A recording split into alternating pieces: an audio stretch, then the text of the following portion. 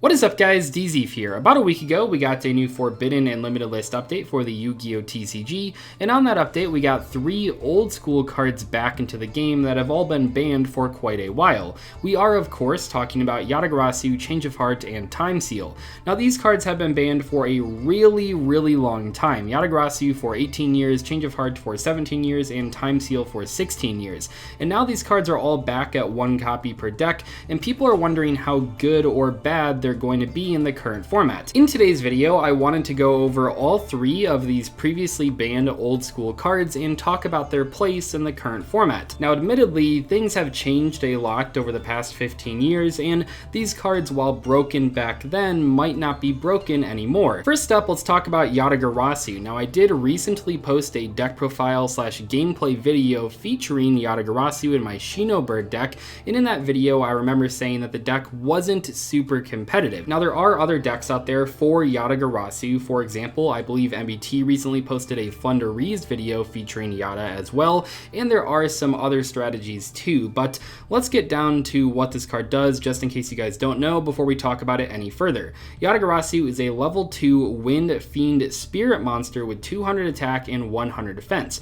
This card says it cannot be special summoned. This card returns to the owner's hand during the end phase of the turn it is normal summoned or flipped face up. When this card inflicts battle damage to your opponent, they skip their next draw phase. Now, back in the day, this card was part of a deadly combo using Chaos Emperor Dragon and Sangan. By using the Chaos Emperor Dragon effect while you had a Sangan on the board or a Witch of the Black Forest, you could then search the Yata-Garasu and attack directly. The Chaos Emperor Dragon would get rid of every card in both players' hands and on their side of the field, which not only opens up the way for the Yata-Garasu to attack directly, but also because your opponent won't have a hand anymore, they won't have a way to out the Yata-Garasu lock. Now, it's worth mentioning here, just in case you don't remember, but Chaos Emperor Dragon and Sangan are both currently errataed, which means they don't have the same effects that they did back in the day. Now, these nerfs have made this combo impossible to do, so you really can't combo Yata-Garasu in that way anymore. Now, there are other ways that you can use Yata-Garasu. Obviously, in that Shino Bird deck, I showed a couple of them.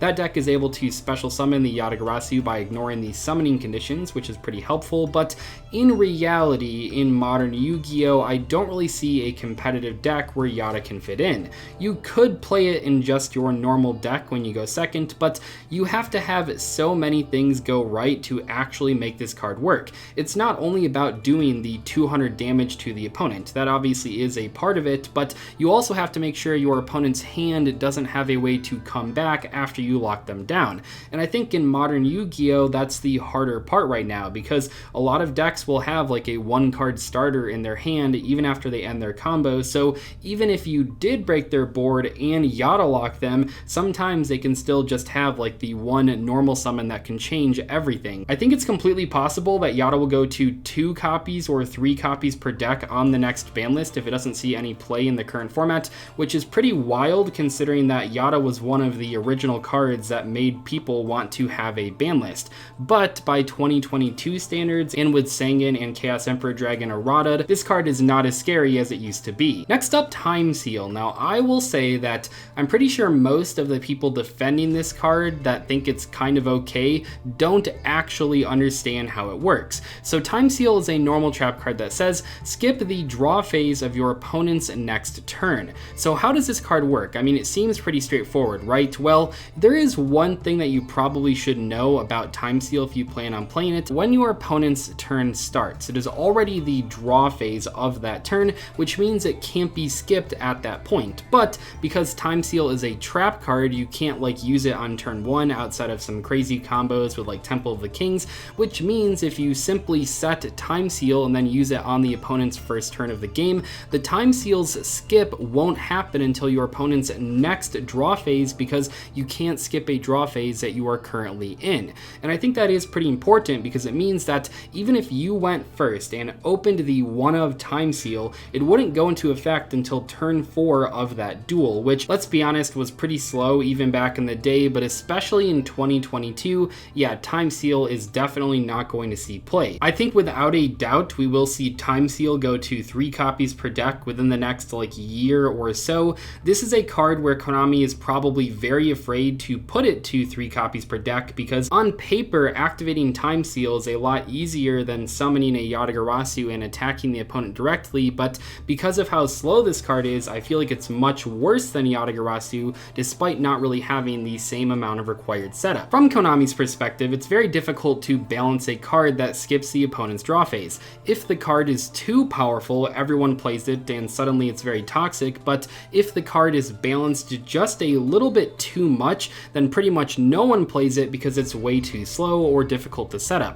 I think in the case of Yata-Garasu, it's a bit difficult to set up, but I think in the case of Time Seal, it's just that it's way too slow for modern Yu-Gi-Oh! Finally, let's talk about Change of Heart. This is by far the most talked about change on the recent ban list, no pun intended, but this is a big deal. Change of Heart has been banned for 17 years, and while it's not the most powerful card on the ban list, probably not even like in the top 10, it definitely is a card that people are excited to try out. I did a poll on my community tab when Change of Heart got unbanned, asking if people were going to try it out, and it looks like from those results at least that 50% of the responders said that they would try it out in their main deck, while 30% said they would try it out in their side deck, with only 20% saying they weren't going to try it out at all. Change of Heart is a very appealing card. It's not only an old school fan favorite, but also it's playable in basically any deck when going second. Yeah, it might not be the best option out there. I mean, that's what people are trying to figure out right now, but it definitely is a card that can go into way more decks than Yata-Garasu or Time Seal. Now, will it end up being a competitive mainstay like Snatch Steal was for the one format it was legal back in 2015?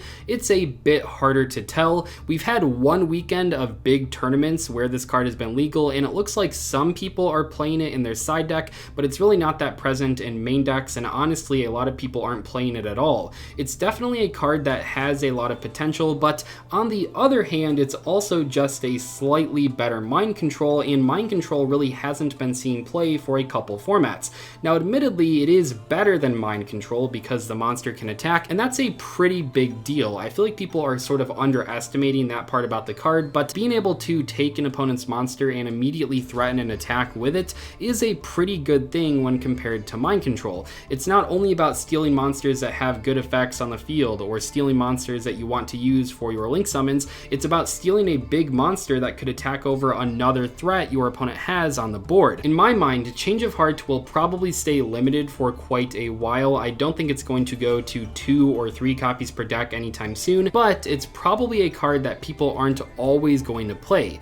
That being said, if you have a 15th card in your side deck that you can't seem to settle on, Change of Heart could be a good pick in different formats because while it's not like overwhelmingly powerful, it is a very good going second option to have in your side deck. I think Change of Heart is pretty similar to Mind Control or Pankratops because it's a card that you might not always want in every single deck, but hey, it's a generic going second card that's not going to ever be terrible, it's just not always going to be super overpowered. I did want to say here that I'm pretty happy that Konami decided to bring back these older banned cards because, let's be real, none of them are going to instantly break the format. These are cards that used to be very broken way back in the early days of Yu-Gi-Oh! And nowadays I think they are fine to come back. The game has changed a lot in the past 20 years, so I think that Konami's decision to bring these cards back into the game was a good one, and I hope to see it happen with other fair banned cards. That might sound like an oxymoron, right? Fair and banned, but